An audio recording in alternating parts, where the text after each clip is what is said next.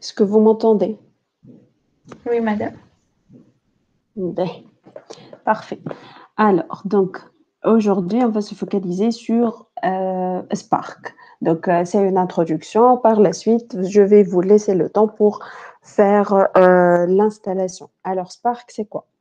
Juste pour l'introduire, c'est un framework unifié euh, qui va nous permettre de traiter un volume énorme de données.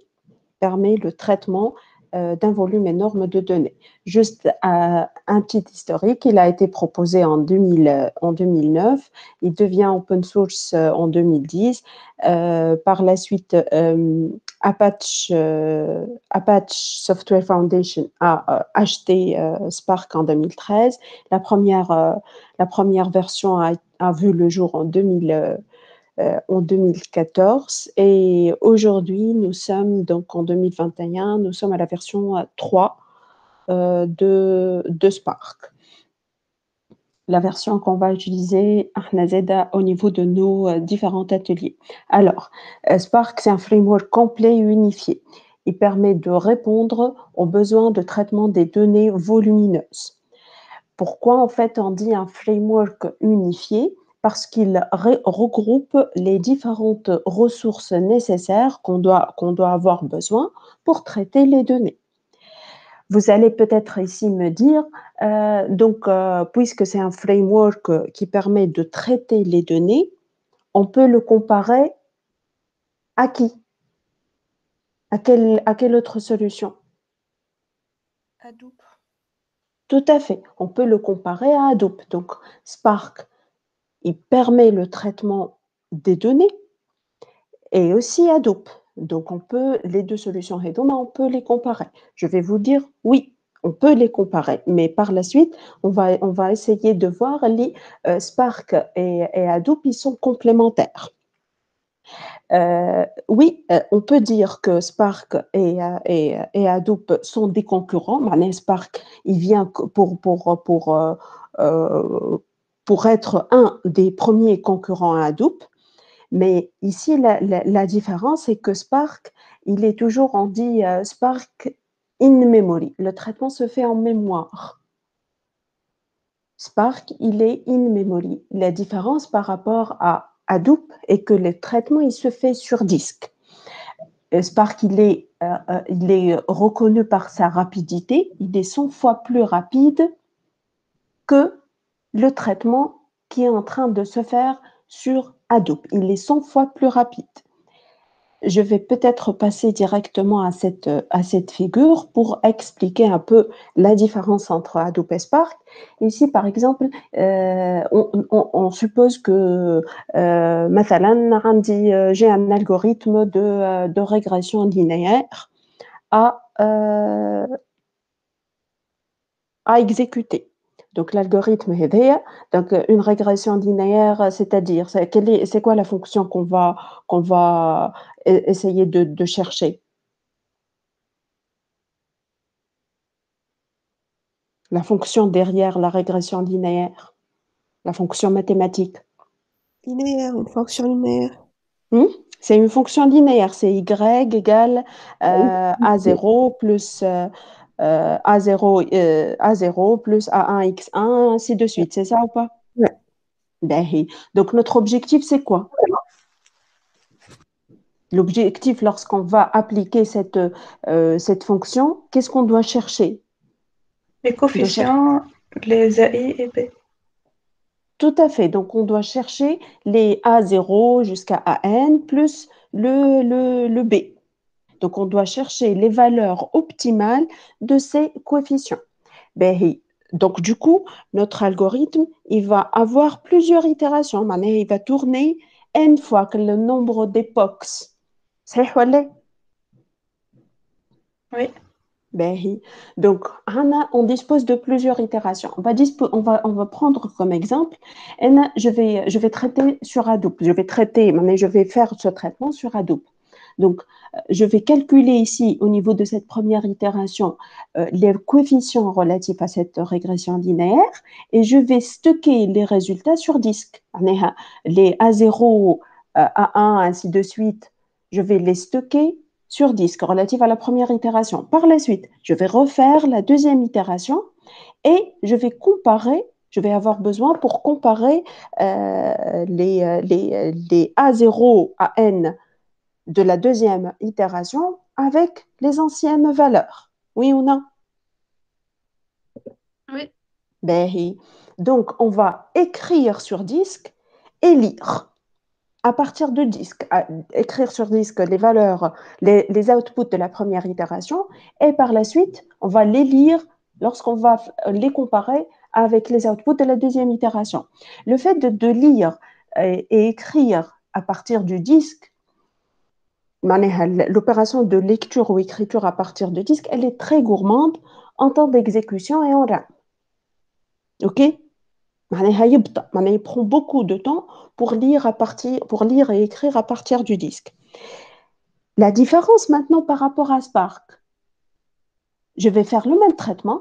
Donc, on a un calcul des différents coefficients au niveau de différentes itérations, mais la différence, c'est qu'on ne va pas écrire les outputs des différentes itérations sur le disque. On va les écrire sur le mémoire RAM.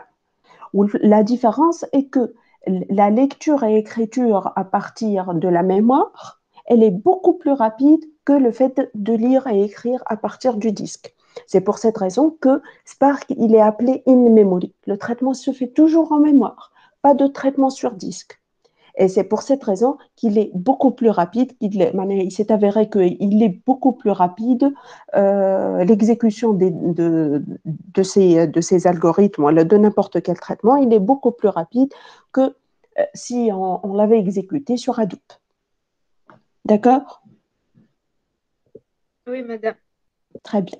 Donc, là, par exemple, une opération de tri de 100 téraoctets de données, via Hadoop, le temps d'exécution 72 minutes avec 2100 nœuds. Par contre, on avait exécuté le même traitement avec la même taille de données en Spark. Ça a pris uniquement 23 minutes et avec aussi 206 nœuds uniquement. Donc, c'est beaucoup plus évolué par rapport à Hadoop. Eh bien, il y a la première différence. Donc, on vient de dire que c'est euh, c'est un framework in memory pour le traitement des données big, les données volumineuses. Maintenant, par rapport au fait de dire que c'est un framework complet et unifié, qu'est-ce que cela veut dire? Si on va utiliser par exemple Hadoop pour traiter des données, on aura certainement besoin de plusieurs outils, comme c'est indiqué ici, pour effectuer le traitement. مثلا, on travaille avec Hadoop et je souhaite faire appel à des algorithmes de machine learning.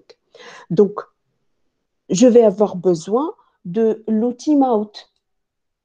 Maout, c'est un autre composant qu'on doit l'importer et installer sous Hadoop et faire les configurations nécessaires pour appeler les algorithmes de machine learning. هذا à titre indicatif.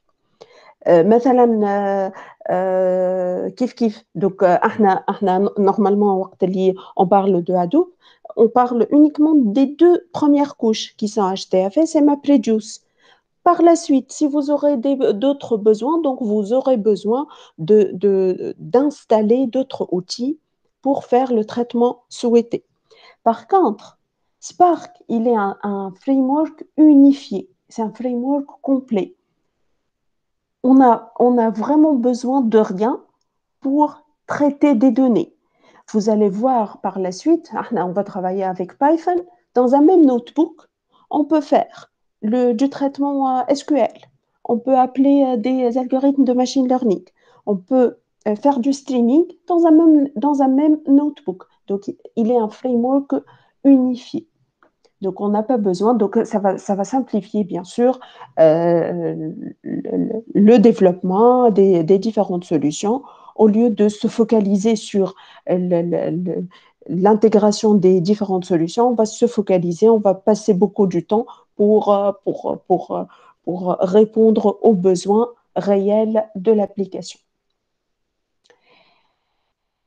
Ben, donc, par rapport aux fonctionnalités, l'écosystème Hadoop, donc, comme je viens de le dire, sur le corps Apache Spark, donc, il y a un corps Apache Spark, et dans les bibliothèques proposées.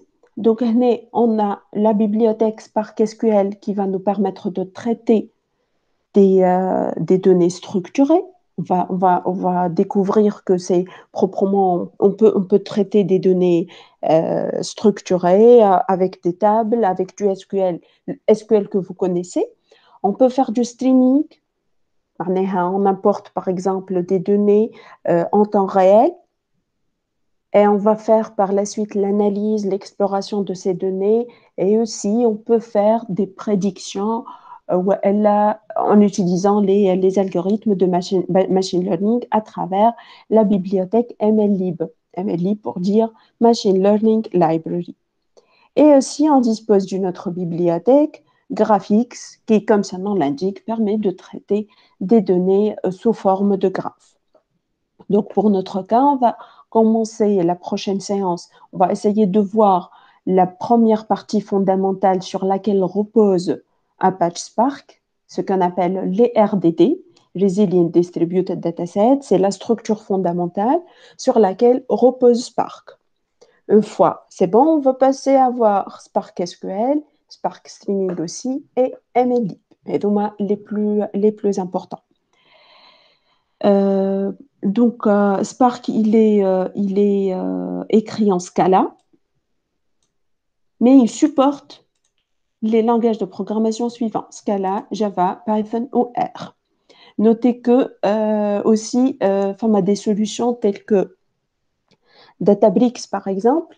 Dans un même notebook, on aura la possibilité d'introduire dans la première cellule, du code Scala, deuxième cellule, Java, Python. On va essayer, on aura la possibilité d'écrire Finax Notebook, un traitement des mêmes données, des cellules, chaque cellule dans un langage de programmation. Quoi d'autre par rapport à l'architecture maintenant? Donc, telle que l'architecture que vous connaissez via HDFS, donc on dispose d'un master node, donc Spark bien sûr, il suit l'architecture distribuée, on dispose d'un master node et des worker nodes. Donc ça vous rappelle bien évidemment l'architecture de HDFS, le master node sera l'équivalent de quoi via HDFS? Name node. Voilà, et les worker nodes? Des worker nodes seront l'équivalent de via HDFS. Pardon? Des data nodes. Tout à fait. Donc, des data nodes. Donc, c'est pratiquement la même chose. Donc, notez que, Rahou, dans n'importe quelle solution distribuée, vous allez avoir pratiquement la même architecture, mais c'est les appellations qui diffèrent. Mais les fonctionnalités sont pratiquement les mêmes. Donc, ici, le master node, le Spark Driver ici, qui va créer le Spark Context. Bon, il n'est pas mentionné ici, mais le Spark Context, c'est la bibliothèque, c'est le point d'entrée de n'importe quelle application Spark qu'on doit l'instancier. On va essayer de voir, et par la suite au niveau des différents labs qu'on va voir. Donc, on doit instancier le Spark Context, qui est le point d'entrée de n'importe quelle application Spark. On a aussi le cluster, le Spark Manager, le Spark Cluster Manager, qui, comme son nom l'indique, il va diffuser le traitement et il va gérer le traitement qu'on dispose. Il va affecter les différentes tâches, les différents exécuteurs les worker nodes. Ça vous rappelle quel service في النame node par rapport à l'architecture Hadoop, le Spark Manager, qui est le responsable de l'affectation et le suivi des jobs dans Hadoop?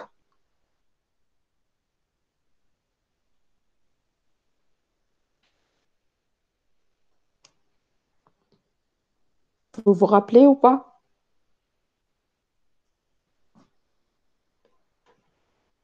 Le masternode, c'est l'équivalent. Oui. Oui, juste c'est la leçon, madame. Hey, essayez de vous rappeler. Le masternode, qu'est-ce qu'on a comme service qui gère les différents jobs map reduce, qui affectent les tâches map pour reduce. شنو سميه؟ التاسك تراكر والجوب تراكر. صحيح. دونك لهنا يعني هو منهم هذا جوب ولا تاسك؟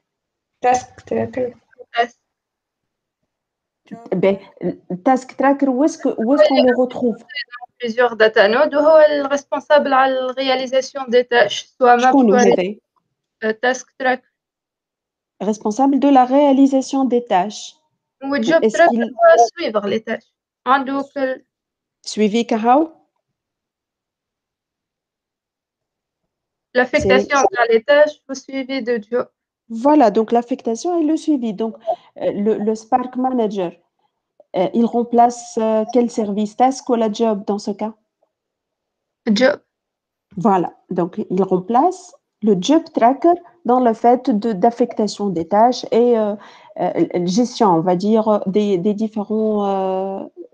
différentes tâches. Et le task tracker, il sera quel service? C'est l'exécuteur. Donc l'exécuteur, c'est le service qui va réaliser la tâche qui lui a été assignée à travers le Spark Manager. L'exécuteur, il remplace le task tracker. C'est celui le responsable de la réalisation de cette tâche. Et bien, par rapport à l'architecture, juste avant de passer à autre chose, donc dans les différents nœuds, on retrouve un autre composant qui s'appelle ici HDFS Name Node et ici HDFS Data Node. Qu'est-ce que cela veut dire d'après vous? Donc, on a un composant Hadoop, le composant HDFS. Pour quelle raison on utilise HDFS? Puis Hadoop, HDFS, il est introduit dans l'architecture de Hadoop. L'objectif, c'est quoi? Dans Hadoop, je parle de Hadoop. Pour quelle raison on utilise HDFS? Le stockage. Pour le stockage, voilà. Pour le stockage des données. Et en premier lieu, au niveau de l'introduction, on est en train de comparer Spark à Hadoop. Et on vient de dire qu'ils sont concurrents. Mais ici, on est en train de trouver un composant Hadoop dans l'architecture Spark. Qu'est-ce que vous en pensez? Pourquoi on introduit ce composant dans les différents nœuds?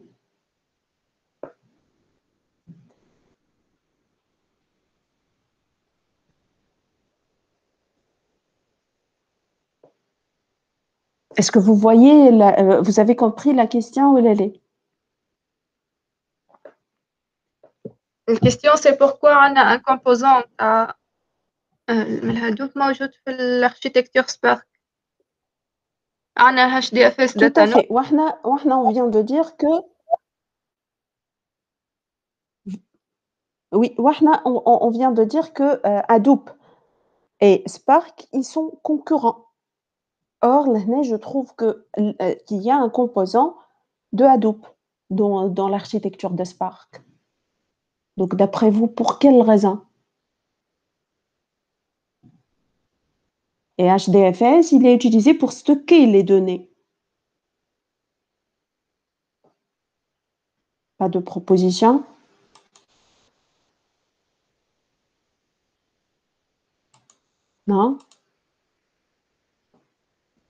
C'est tout simplement parce qu'on aura parfois besoin de stocker nos données. Certes, le traitement, il est en mémoire, mais parfois j'aurais besoin de stocker les différents outputs. J'aurais besoin de stocker les données aussi. Parfois, je peux dépasser la taille maximale allouée dans la RAM. Donc, j'aurai besoin d'une partie stockage. Donc, où est-ce que je vais stocker mes données? Donc, je vais les stocker dans un système de fichiers. Quel système de fichiers? Le système de fichiers distribué. Donc, du coup, en fait, le HDFS, plutôt Hadoop et Spark, ils seront aussi complémentaires. Donc, on a besoin de ce composant Hadoop pour stocker les données dans l'architecture Spark. Donc, Spark et Hadoop, ils deviennent complémentaires. C'est clair ou pas? Oui, madame. Parfait. B. Donc, aider par rapport à l'architecture. Donc, on a des différentes explications. Les éléments, donc, la prochaine séance, on va attaquer la première partie, RDD. On va passer Spark SQL et on va poursuivre. Donc, maintenant, on va passer l'installation. Donc, vous avez le fichier d'installation. Vous allez le suivre. Et je vais vous laisser le temps pour faire l'installation. Donc, le fichier, vous allez le suivre étape par étape. Donc, si vous ne disposez pas de la JDK 8, vous devez l'installer. Et bien sûr, vous devez la rajouter le variable d'environnement. Vous téléchargez Spark, la dernière version de Spark depuis le site officiel.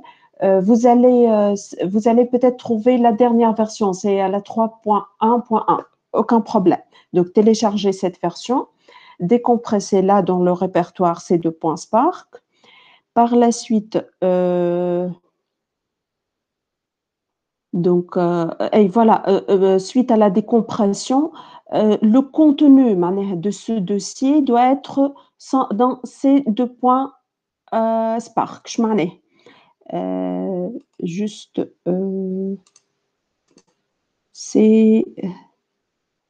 je vais vous démontrer. Donc, l'année Spark, il est où?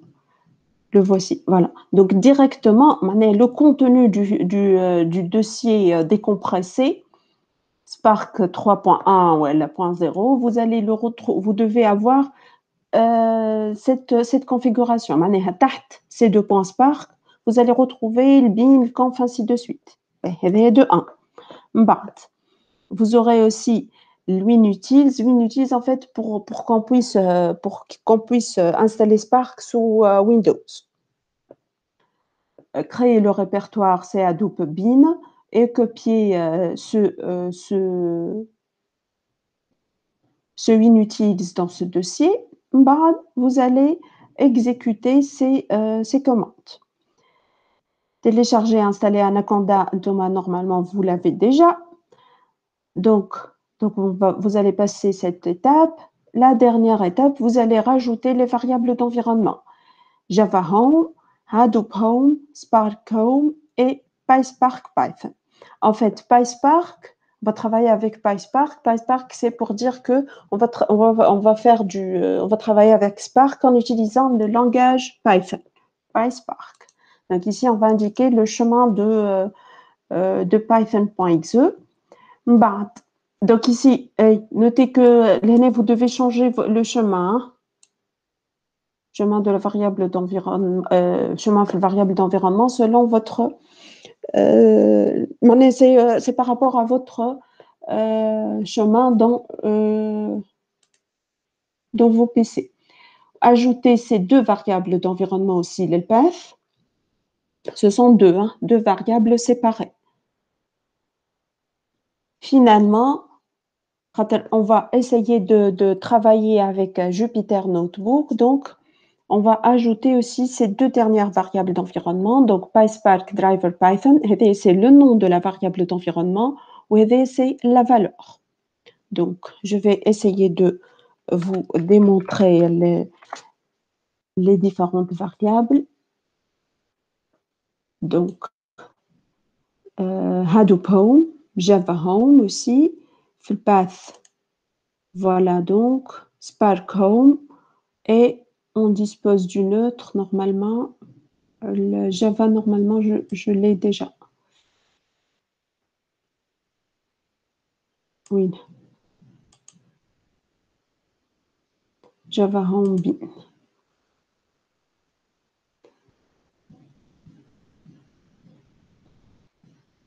Java Home Bin. Bon, je ne l'ai pas, mais vous devez la rajouter. Ben, indépendamment de ça, je vais vous démontrer les autres variables. PySpark Python. PySpark driver Python, la voici. Donc, le nom de la variable, c'est la valeur. Donc, nouvelle, le nom de la variable et la valeur. Et PySpark driver Python Jupyter. Donc, une fois ajouté, vous devez tester. Qui fiche? Donc, vous allez ouvrir le prompt de Anaconda. Donc, Anaconda prompt, celui-là. Et vous devez taper PySpark. Normalement, il va vous rediriger dans Jupyter Notebook. Voilà. Et voilà. Donc, normalement, vous arrivez à ce niveau. OK? D'accord, madame. Madame, sinon, on a des questions à la kharhaja.